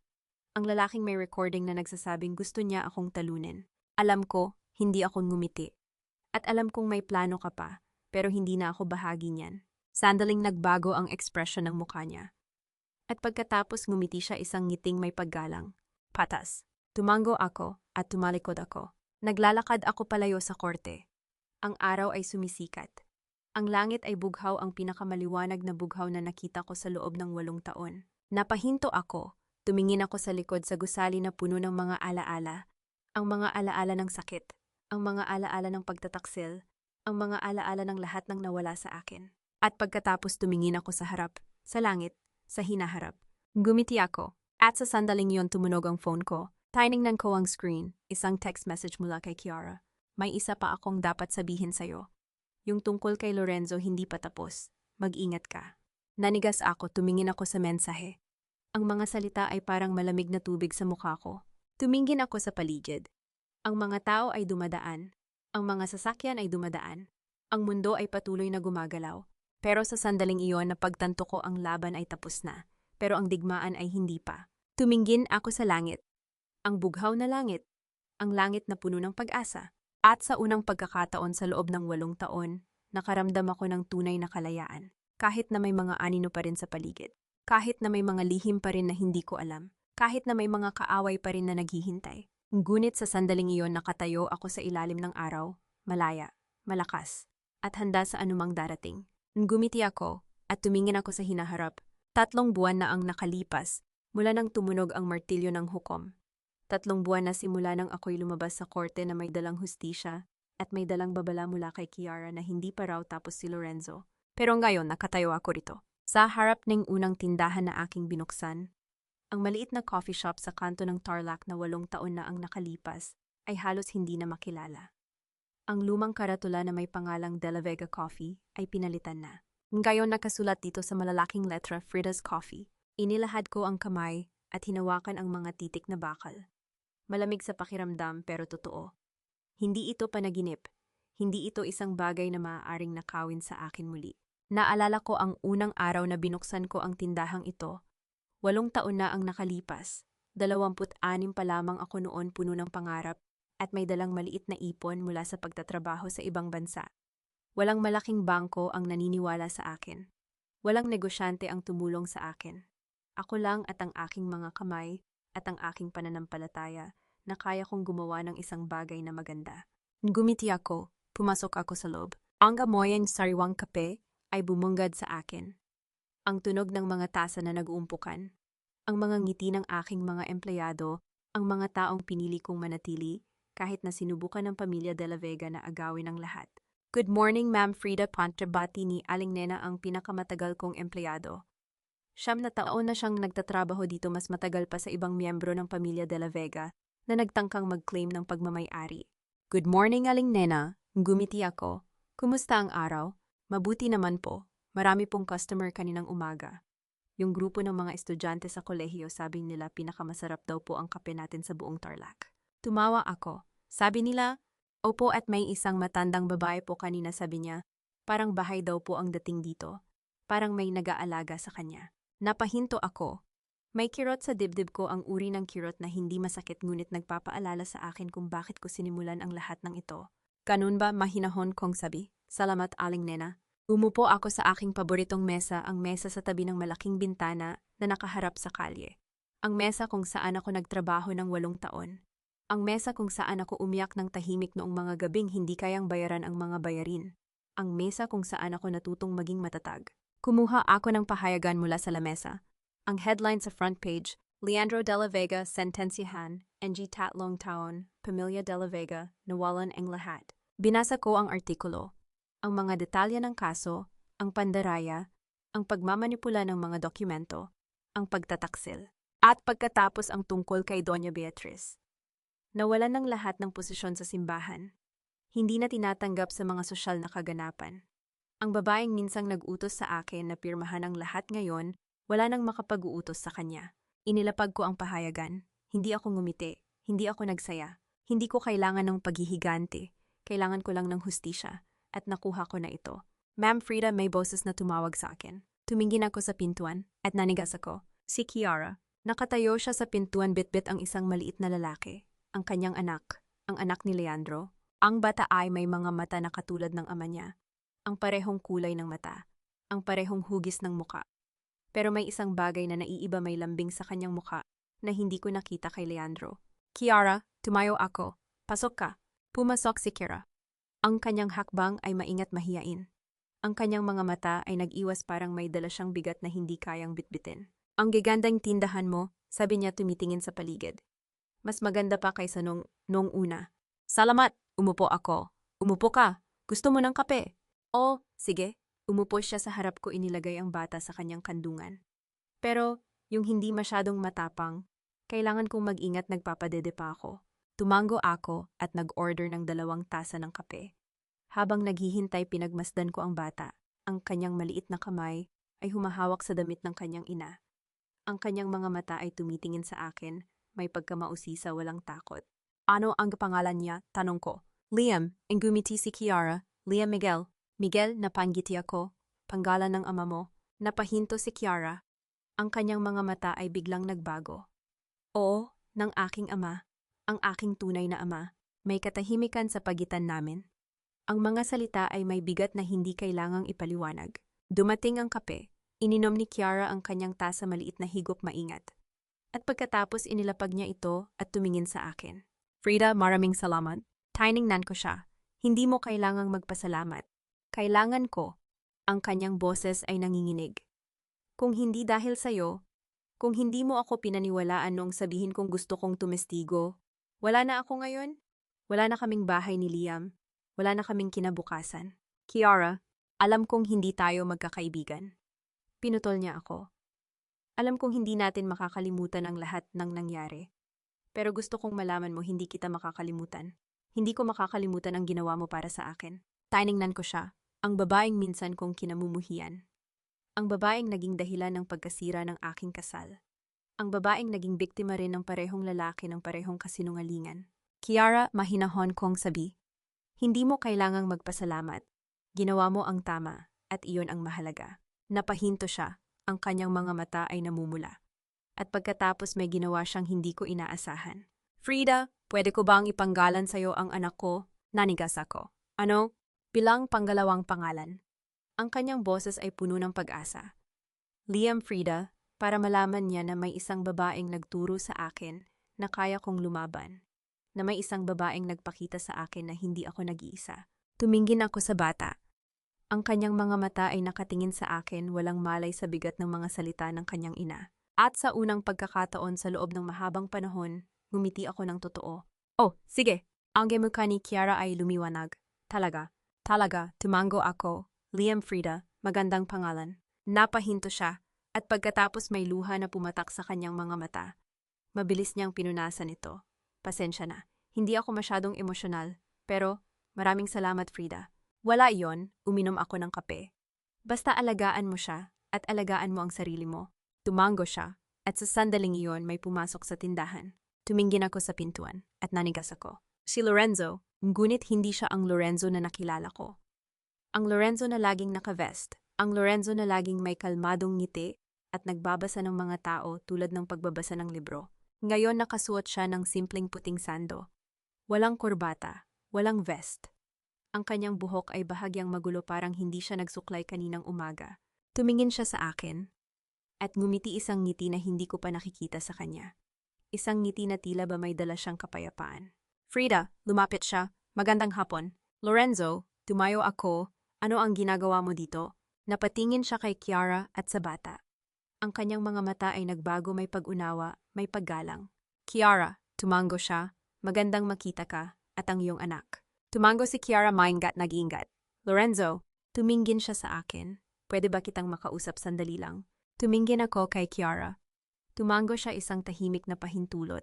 Sandali lang, sabi ko. Aalis din ako. Lumabas kami ni Lorenzo. Ang araw ay mainit, ang init ng hapon sa Tarlac.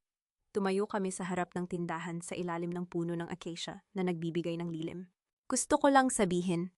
Nagsimula siya, ang kanyang mga kamay ay nasa bulsa. Humangga ako sa'yo. Tiningnan ko siya. Bakit mo sinasabi iyan? Dahil totoo, tumingin siya sa akin direkta, walang pag-iwas. Noong una akala ko gagamitin mo ako. Akala ko kapag nalaman mo ang tungkol sa akin, sa aking plano, gagamitin mo rin ako.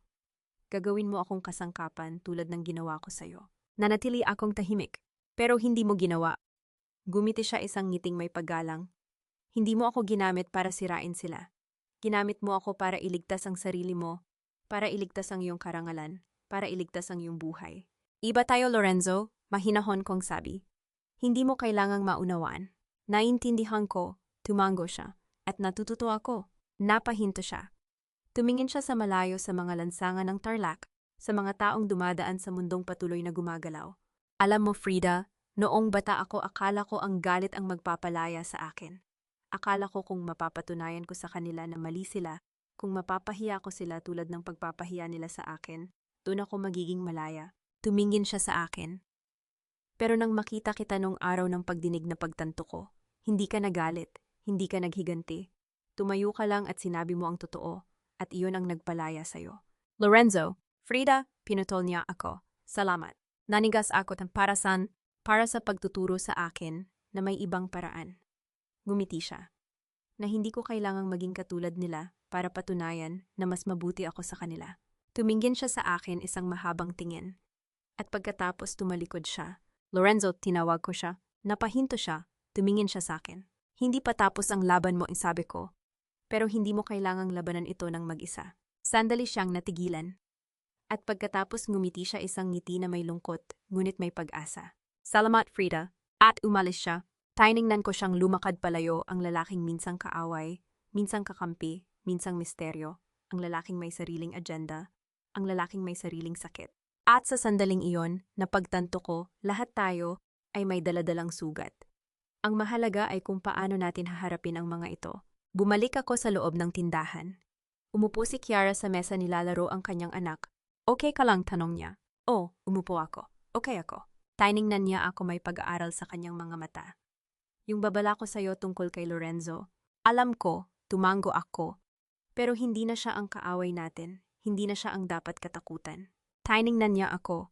At pagkatapos ngumiti siya isang ngiti ng pag-unawa. Tama ka. Kumuha siya ng isang maliit na sobre mula sa kanyang bag. Inilagay niya ito sa mesa. Ano yan, tanong ko. Yung mga video na hindi ko pa naibigay sa'yo, mahinahon niyang sabi. Yung mga extra recordings, yung mga kuha ko nung mga huling linggo nung mga sandaling nag-uusap sila Leandro at Beatrice tungkol sa mga plano nilang sirain ka. Tiningnan ko ang sobre. Bakit mo ibinibigay ito sa akin? Dahil hindi ko na kailangan ang mga ito. Ngumiti siya. At dahil kung sakaling kailanganin mo sila para sa anumang bagay, nandito lang sila. Tiningnan ko siya. At sa sandaling iyon may naintindihan ako. Hindi ito tungkol sa paghihiganti. Hindi ito tungkol sa pagkapanalo. Ito ay tungkol sa pagprotekta sa sarili. At sa pagprotekta sa mga mahal natin. Salamat, Kiara. Kinuha ko ang sobre. Tumango siya. At pagkatapos tumayo siya, dinala ang kanyang anak. Kailangan ko nang umalis. Gumiti siya. May kailangan akong asikasuhin. Pero Frida, okay. Kung kailangan mo ako, nandito lang ako. Ang kanyang boses ay tapat. Hindi bilang kaibigan, hindi bilang kakampi, pero bilang isang taong may utang na loob sa'yo. Tumango ako. Ingat ka, Kiara. Isa ka ring ingat. Gumiti siya. At salamat. Muli. Umalis siya. Tiningnan ko siyang lumakad. Ang babaeng minsang naging dahilan ng aking pagbagsak ngayon ay naging bahagi ng aking pagbangon. Ang buhay ay puno ng mga kabalintunaan. Umupo ako sa aking mesa. Ang sobre ay nasa harap ko. Hindi ko ito binuksan. Hindi ko ito kailangan, hindi ngayon. Pero alam kong nandito ito, isang safety net, isang protection, isang paalala na hindi na ako magiging biktima muli. Tumingin ako sa labas ng bintana. Ang araw ay nagsisimula ng lumubog, ang kalangitan ay puno ng kulay kahel at rosas at lila. Ang ganda. At sa sandaling iyon may naramdaman akong kakaiba. Kapayapaan. Hindi ang kapayapaang dulot ng pagkapanalo. Hindi ang kapayapaang dulot ng paghihiganti. Ang kapayapaang dulot ng pagtanggap. Ang kapayapaang dulot ng pag-alam na kahit ano pa ang mangyari, kaya kong harapin ito. Bulong ko tumitingin sa langit. Nagawa ko na. Naalala ko ang aking ina. Ang kanyang mga kamay na laging may trabaho. Ang kanyang mga mata na laging may pag-asa. Ang kanyang mga salita na laging puno ng pananampalataya. Frida, anak, huwag kang matakot. Ang Diyos ay may plano para sa'yo. Kailangan mo lang magtiwala. Nagtiwala ako, ma. Gumiti ako. At hindi mo ako binigo. Tumayo ako. Tiningnan ko ang aking tindahan, ang aking mga empleyado, ang aking mga customer, ang aking mundo. Good evening, Ma'am Frida, batiyang isang empleyado habang papalabas ako. Gumiti ako. Good evening. Lumabas ako, ang hangin ay malamig, ang simula ng gabi sa Tarlac. Ang mga ilaw sa kalye ay nagsisindi dilaw at mainit at familiar. Lumakad ako. Hindi ako nagmamadali. Walang dapat patunayan. Walang dapat katakutan. Napahinto ako sa harap ng isang maliit na simbahan, ang simbahan kung saan ako ikinasal 8 taon na ang nakalipas. Ang simbahan kung saan ako nanumpa ng pag-ibig at kung saan ako nasaktan. Tiningnan ko ang mga pinto nito. Ang mga alaala ay bumalik, ang mga masasaya, ang mga masasakit. Ang mga pangako, ang mga kasinungalingan. Pero hindi na ako ang babaeng iyon. Hindi na ako ang babaeng umiyak sa altar. Hindi na ako ang babaeng nanalangin na mayakap si Leandro kahit na sinasaktan na niya ako. Ako na ang babaeng natutong tumayo. Ako na ang babaeng natutong lumaban. Ako na ang babaeng nagbangon. Lumakad ako palayo.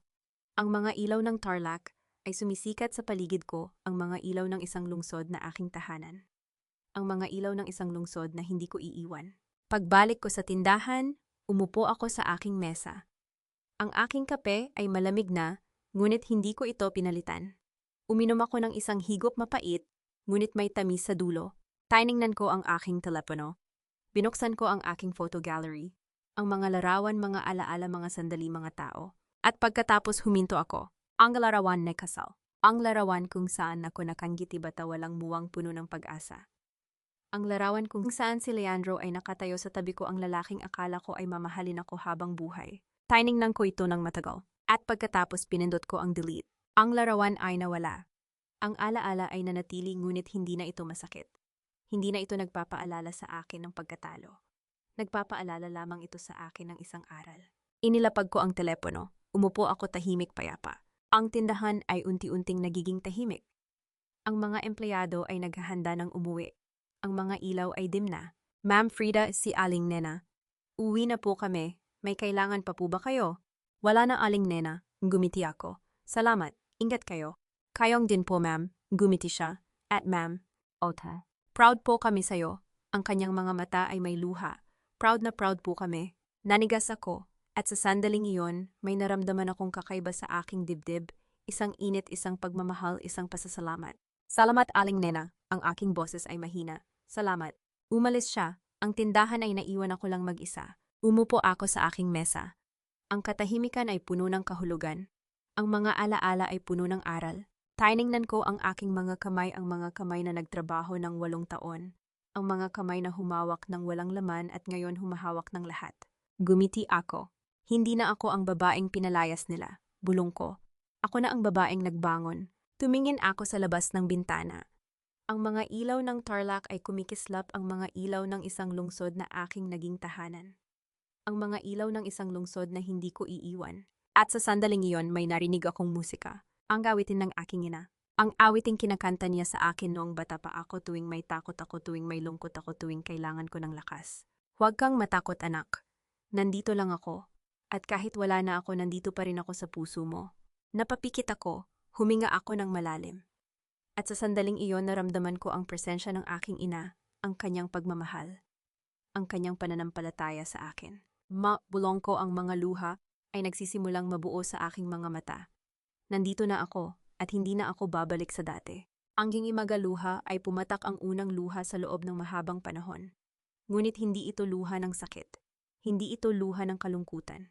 Ito ay luha ng pagpapalaya. Ito ay luha ng pasasalamat. Ito ay luha ng isang babaeng natutong magpatawad sa sarili sa iba sa nakaraan. Binuksan ko ang aking mga mata. Tumingin ako sa paligid, sa aking tindahan, sa aking mundo, sa aking buhay. Gumiti ako. Ang babaeng pinalayas na may 2 kamay na walang laman lumabas na may hawak na buong buhay niya. At hindi ko ito ipagpapalit sa anumang bagay. Minamahal kong tagapakinig, narating na natin ang dulo ng napakahabang paglalakbay ni Frida. Naiwan natin siya sa kanyang tindahan payapa, kasama ang alaala ng kanyang ina, at ang tibok ng isang pusong sa wakas ay malaya na. Salamat sa inyong lahat na nagtiyaga hanggang sa huling patak ng kape, hanggang sa huling pahina ng kanyang kwento. Alam niyo, habang isinusulat ko ang mga huling sandali ni Frida, hindi ko maiwasang maalala ang eksena kung saan siya nakatayo sa harap ng pamilya. De la Vega, pinipilit siyang pumirma ng kahit anong dokumento, habang ang singsing sa kanyang daliri ay tila humihigpit sa bawat akusasyong ibinabato nila sa kanya. Noong mga sandaling iyon, naramdaman ko ang bigat ng kanyang katahimikan. Ang katahimikan ng isang taong piniling huwag lumaban sa mga salita, kundi sa mga ebidensya. Hindi ko alam kung ano ang gagawin ko, kung ako ang nasa kanyang posisyon, ngunit sa tuwing iisipin ko ang kanyang kalmadong muka, may isang bagay akong napagninilayan. Napansin niyo ba na, hindi kailanman nagmakaawa si Frida? Kahit na inakusahan siya ng panganga-NG pagnanakaw. kahit na pinagbintangan siya ng mga taong pinaghirapan niyang iligtas. Hindi siya sumigaw, hindi siya nagpaliwanag ng paulit-ulit. Sa halip tahimik siyang nag-ipon ng mga papel ng mga resibo ng mga pirma. Sa totoong buhay madalas nating iniisip na ang pagtatanggol sa sarili ay nangangahulugang pagsigaw ng ating katotohanan sa lahat ng makarinig. Ngunit ang kwento ni Frida ay nagpapaalala sa akin na minsan ang pinakamalakas na depensa ay ang hindi mo kailangang ipaliwanag ang iyong sarili sa mga taong nagpasyang hindi ka paniwalaan. Ang iyong katahimikan ay maaaring maging iyong kalasag at ang iyong mga dokumento, ang iyong mga ebidensya, ang iyong totoong mga ginawa sila ang magsasalita para sa iyo kapag ang mundo ay handa ng makinig. Hindi natin kailangang patunayan ang ating halaga sa mga taong bulag, kailangan lang nating patuloy na itayo ang ating sarili kahit na walang pumapalakpak, kahit na walang naniniwala. Kaya't ngayong gabi habang kayo ay nakikinig dito sa inyong mga tahanan, sa inyong mga sasakyan, sa inyong mga kwarto, or sa inyong mga trabaho, nais kong itanong sa inyo, paano nyo haharapin ang sitwasyon ni Frida? Kung kayo ang pinagbintangan ng mga taong pinagkakautangan nyo ng buhay, kung kayo ang pinalayas na walang dala, kung kayo ang pinagtaksilan ng inyong matalik na kaibigan, makakaya nyo bang manatiling tahimik at mag-ipon ng lakas? O kayo ba ay sasabog agad, ibahagi nyo sa akin ang inyong mga salobin sa comment section. Nais kong marinig ang inyong mga kwento, ang inyong mga laban, ang inyong mga paraan ng pagbangon.